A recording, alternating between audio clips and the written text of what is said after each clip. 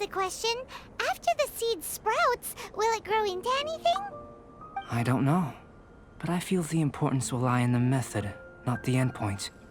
Using alchemy to awaken otherworldly life into that would constitute a big leap in my understanding of the essence of life. After awakening, even creation may be possible. Still a little difficult to understand? No, Paimon's got a brain. But what's the seed gonna become? Isn't that more interesting than whatever it was you were saying?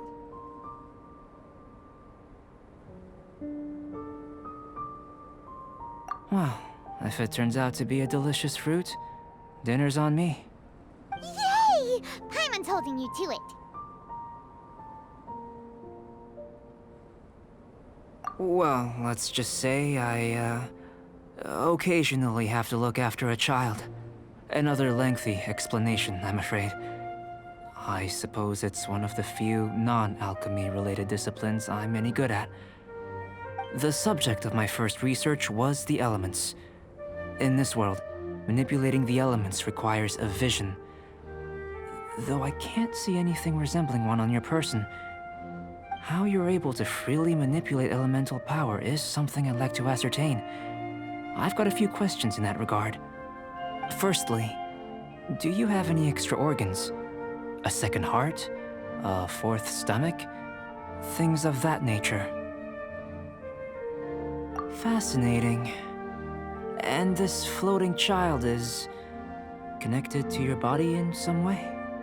What a stupid question! Can't you see the gap between us? And another thing, it's Paimon, not floating child. I was merely considering the possibility that you were an external organ. Perhaps there is some invisible force connecting you.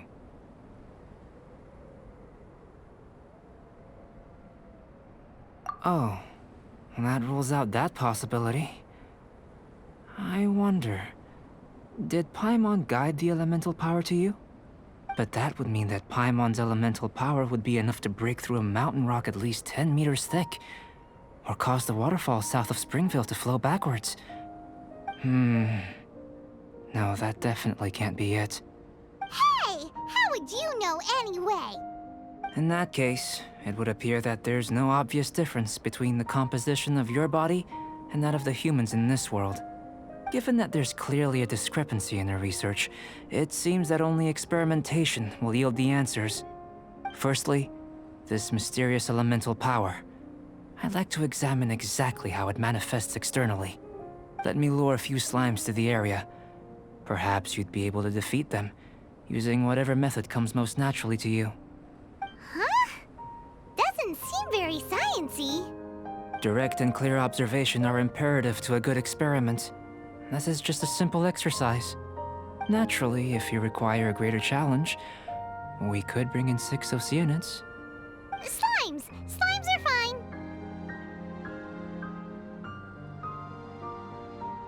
Well, prepare yourself. The slimes will be here any moment. I'm trying to race you! On! Get it! You're toast!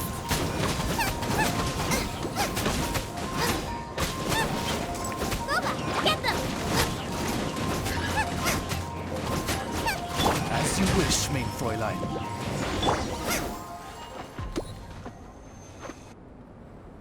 Great work. Did you feel anything out of the ordinary? If you're injured, I have a few emergency potions ready. Excellent. According to my observations, the manifestation of the external elemental flow is as expected. Elemental reactions are normal. There's nothing out of the ordinary. Now that we know that the external flow is manifesting normally, let's test the internal flow. Internal flow? How do you test that? It's very simple. I can use alchemy to create a potion that will extract elemental power. If the elemental power is stored or accumulated physically within your body, this potion may elicit an elemental reaction. Sounds kinda terrifying. Don't worry. In the normal course of events, you'd feel some temporary queasiness. no bodily injury. And in the abnormal course of events? If anything unexpected occurs, I've made the necessary preparations. Try not. Well, it's not that there aren't any risks involved. But if there is anything blocking your elemental flow, we'll be able to locate it with this test. Just a warning. If an internal elemental reaction occurs for any other reason, that's a bad sign. Yes, that's an excellent way to think about it. Before we get started, the potion we'll use for the test is missing a catalyst. We'll need to find it. It's a type of ore known as star silver, but unfortunately not all of it is suitable. I'll take you to my campsite. We can gather some star silver ore on the way.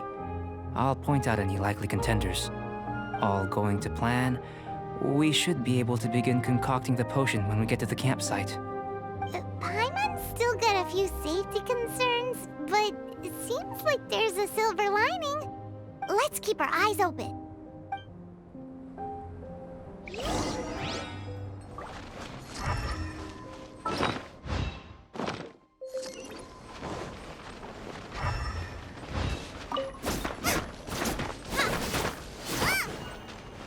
Here, should do for catalyst purposes.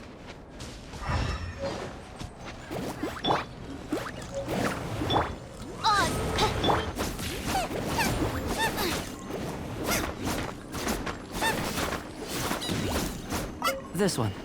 Usable with a bit of polish.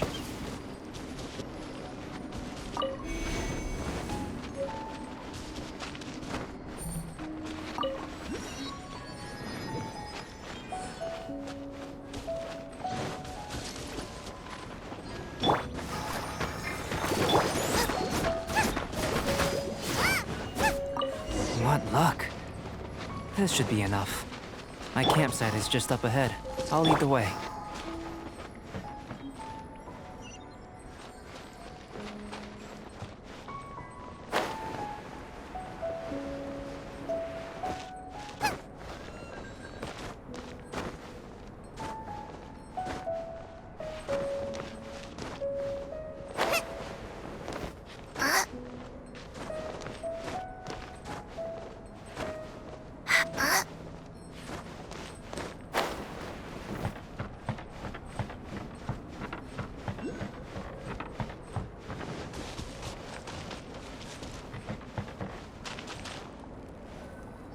This is my campsite. I've added the materials we collected to the concoction. While we are waiting, have a look over here.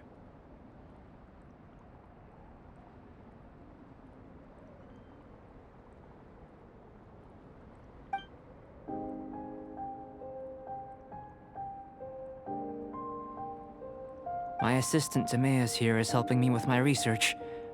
I'm guessing you may have met in Mondstadt already. Hello! I've just gotten hold of the data from your experiment. The report is already up on the board there. Whoa! Look at all the data! You got all these results from one slime battle?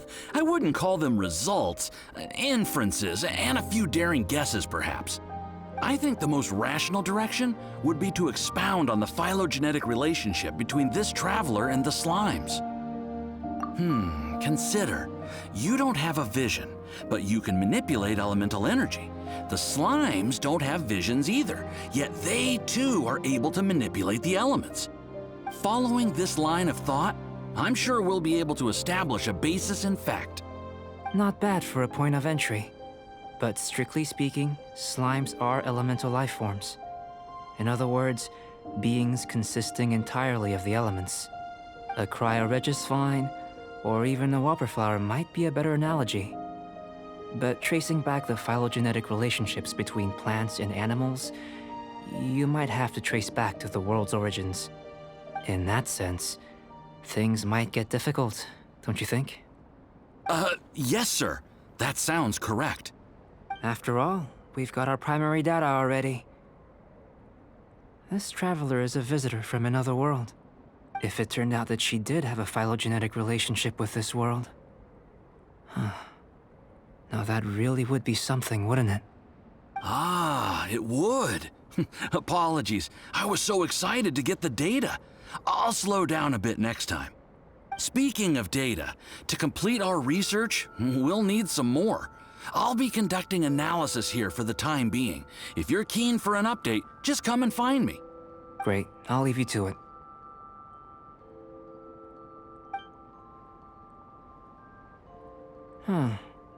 Looks like the potion's ready. I'll try a little first. If all goes well, I'll hand it over to you. In line with my expectations. Ready to drink. Remember to keep calm at all times, and breathe deeply if you feel unwell.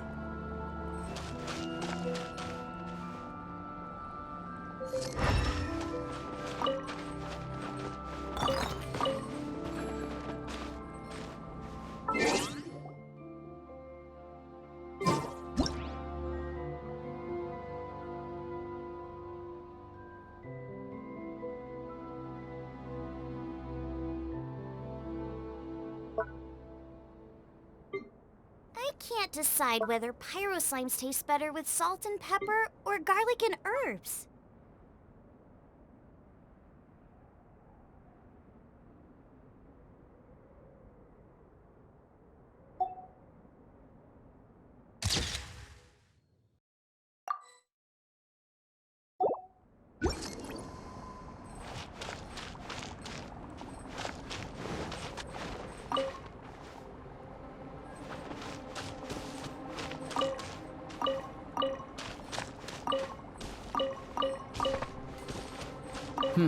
Doesn't sound very rigorous.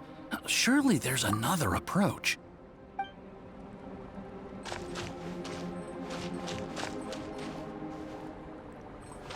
I've just tried some. It's in line with my expectations. Remember to Mete keep a cobra calm at all pulsa, mano. times. I'll be noting down.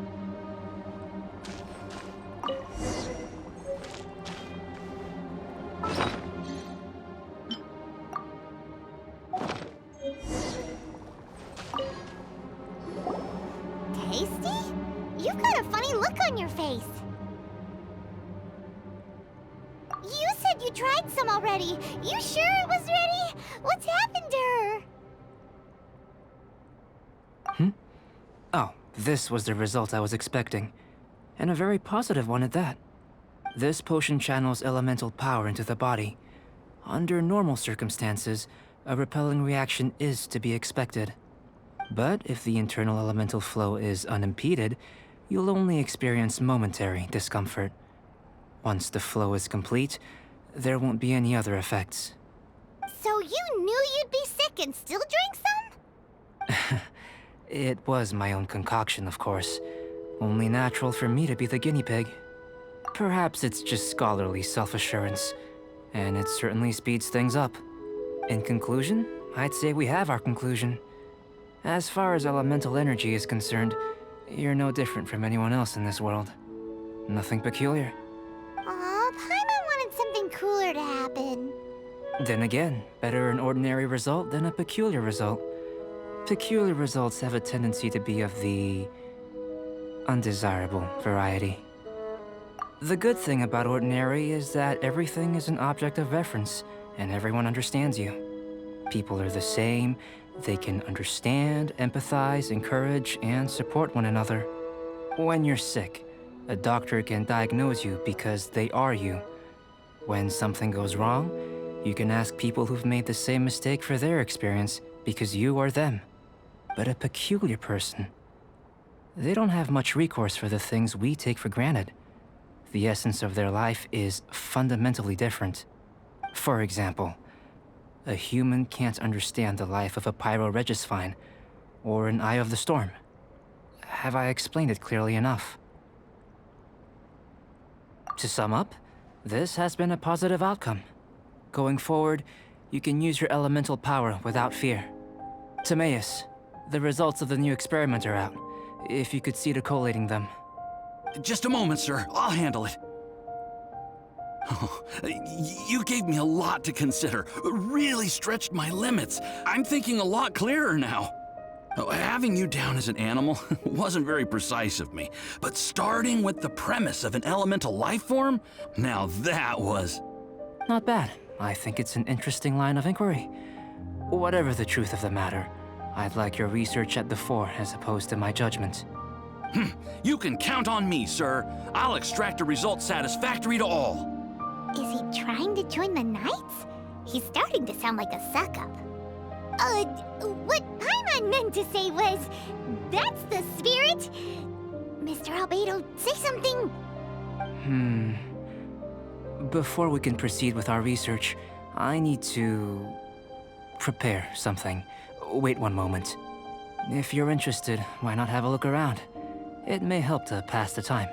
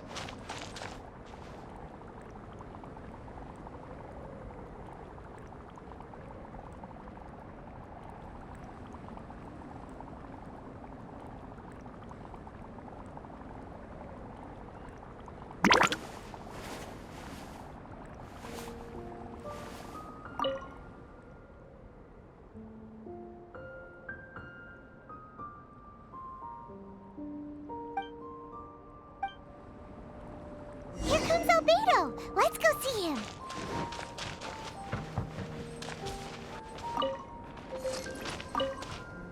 I'm back.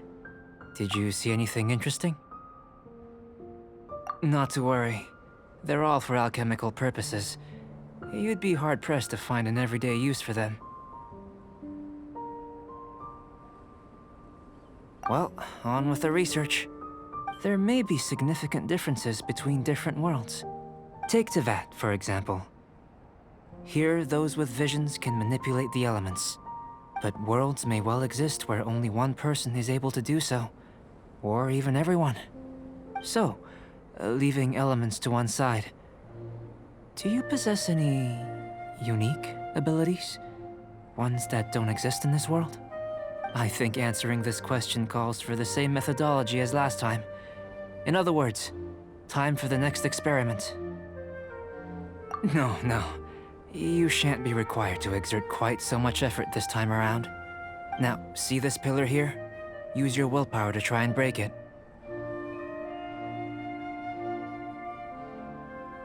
You think Paimon knows how to do that stuff? That was your best effort? Well, can't be helped, I suppose.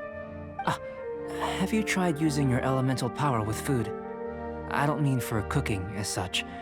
Rather, channeling your power into the ingredients themselves. I'm curious to see how the taste and texture respond. It may even help with proliferation.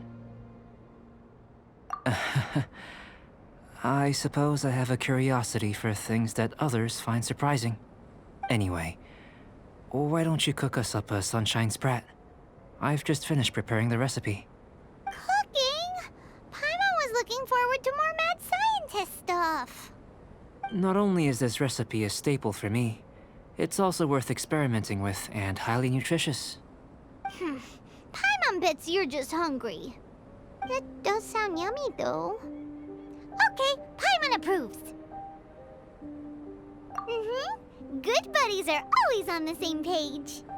I'll leave you to it then. Looking forward to the results. If there's anything left over, maybe Timaeus can finish the last morsels. Paimon doesn't think we'll have that problem. How are we gonna channel elemental power into the food? Maybe try the willpower thing again.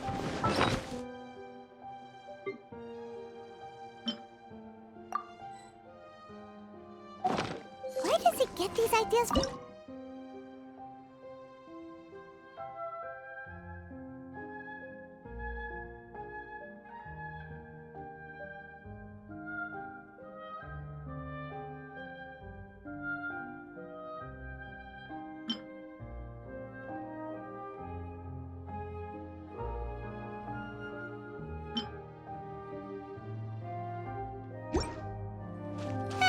Let's just do it the old-fashioned way. That was...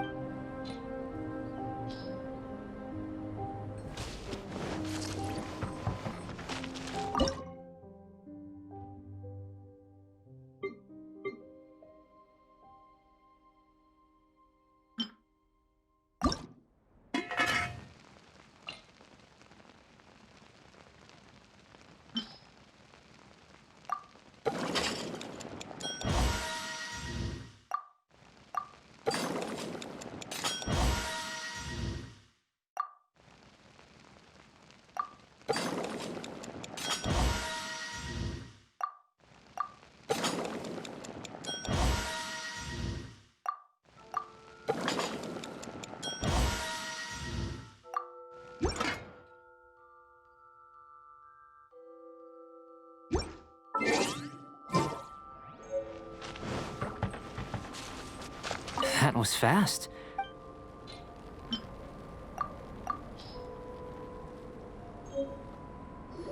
An average outcome experimentally, but you've really brought out the flavor. You seem well versed in the science of gastronomy. As far as the proliferation hypothesis is concerned, we've come up short. Seems like food presents the same headaches in your world as it does ours. Unless... could it be that the natural laws of this world are limiting your unique abilities? We just didn't know how to channel elemental power into the food. It's a little more complicated than adding herbs and spices, you know. Not to worry. At least we put some food to good use. No need to feel disheartened. And here's your portion. Enjoy. I can box it up if you like. Woohoo! Thanks! Glad you were paying attention. I can tell that you're good friends. Paimon was keeping an eye on you and your safety during the whole experiment. Not that Paimon would have been able to do much if things had gone wrong. But anyway. Hey! You were being nice a second ago! But you do have tasty recipes, so Paimon forgives you. And you're right, we are good friends. You have good friends too, right? Good students? Yes. I'm fortunate too, I suppose. Anyway, moving on to the next experiment. There are all manner of alchemical items here. Keeping them in their proper place is a challenge at the best of times. A while ago, I had the misfortune of misplacing a batch. I managed to retrieve the majority, but 2 vials have been evading me. Animal crystal fly elemental extract and electrohypostasis powder. Paimon's barely finished eating and you want us to go gathering again? Don't worry if you can't locate them. I was planning to replace them anyway. Though finding them would save me the hassle. If you had, say, a superpower, like night vision or vibratory sensing, a lost property would be a thing of the past. I must have dropped them somewhere in the area where you were looking just now. So, guess we'd better take a look. Oh yeah! You could use elemental sight!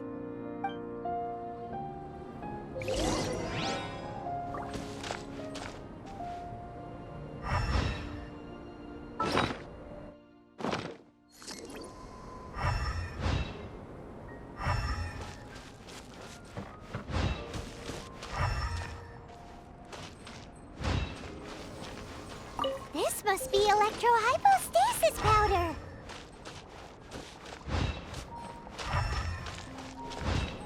The extract of an animo crystal fly can only be animo elemental energy, right? This has gotta be it! Mete a cobrir a poluição, mano. You managed to find them. Incredible. 1,000 thanks. I'm wondering, this elemental sight, this is what allowed you to locate the items and find me here on the mountains, correct? Yep! Guess it does sort of count as a superpower, huh? Unfortunately, though elemental sight is seldom seen, it is not unheard of in Teyvat. Only a never-before-seen otherworldly power would be of benefit to my research. You mean, we failed again? Don't be disheartened. This falls entirely within my expectations. Besides, getting these items back, I'd call this a very worthwhile experiment. I have to commend your deduction that the items would contain elemental traces. Right then. Up until now, our research has focused on your otherworldly identity. Our research on your identity as one of us is just beginning. In essence, the differences between humans are reflected in our intellectual and physical capabilities. Let's start with physical. Looking out from where we're standing, can you see what Sucrose is doing? And if you jumped from here and landed on that cliff, the one over there, could you see her then? So what about if you planted a single blow on the mountain face here, and it burst into 1,000,000 fragments? Then could you see her? Then I shouldn't get too excited. Still, we'll gain a more thorough understanding with an experiment. I know of a location that will be perfect for a physical test. Please, follow me. Still in one piece! Good thing the file's so strong!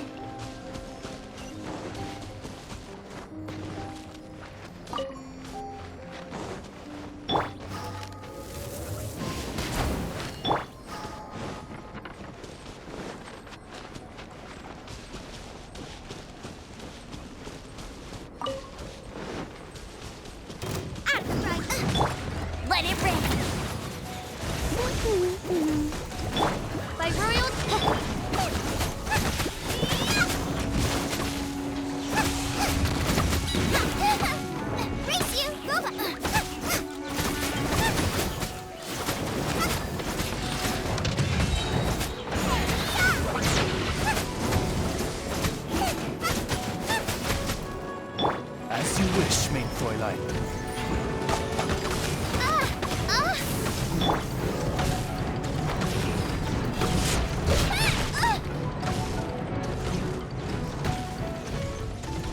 Booba, get them!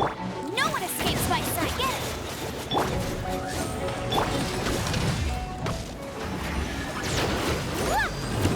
Ready, steady, go!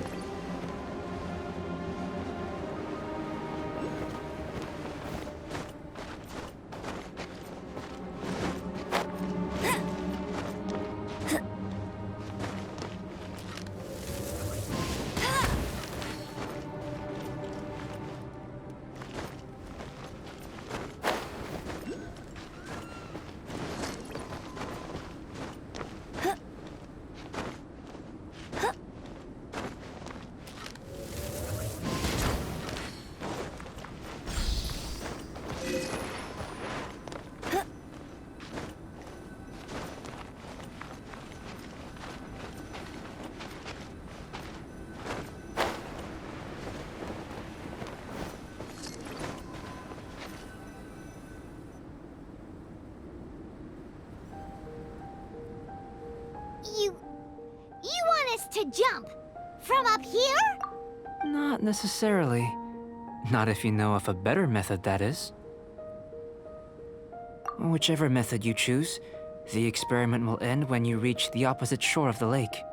I will factor the time expended and your top speed into my comparative analysis. Without limitations, we complete tasks intuitively, using the method that seems most rational to us. Some of us would be unable to stand the icy waters. Others might find the whole thing rather refreshing.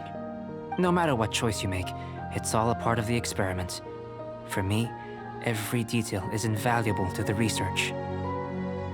Then if you would, please, I eagerly await the results. Wait a minute. While we're busy testing, what exactly are you gonna be doing? Me? Recording data, responding to risks, providing emotional support. So if we do decide to go swimming, you gonna dive in with us? No. Unless you're thinking of conducting competitive research? Oh! Forget Paimon said anything.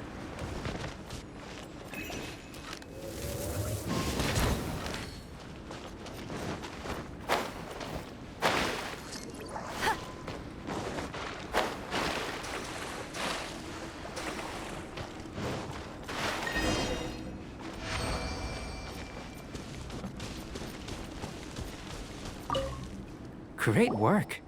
I've never seen a performance quite like it. Your reputation precedes you, Traveler. The data shows that you're easily outperforming the average citizen in Mondstadt. But you followed us the whole way without breaking a sweat! Me? Actually, I used alchemy to cheat a little. But anyway, if it turns out that the natural laws of Tavad do not affect you, I should be able to make various inferences about the otherworldly civilization you belong to. If the natural laws of Tavad do affect you, Then I shall be able to make inferences into the kind of evolution that would occur under the absence of such effects. The innumerable possibilities that this could present, the captivating insights, it would be something to savor again and again. But how does this help your research? You've helped me to unravel many of the problems that were holding it back. When we return to the campsite, I should be able to show you something interesting. I may be about to make some analogies between you and a few unusual specimens. I hope you won't be offended. Gold, petrified trees, a sun 8 times the size of our own. The essence of the investigative process is enthralling, but such feelings are inevitably fleeting in nature. I'm willing to pour all my energy into research, and yet specimens are finite. As the unknown transitions into the realm of scientific understanding, the feeling of enlightenment is lost. All these things that start out as objects of fascination end up possessing the prosaic mundanity of a sunsetia or a sweet flower.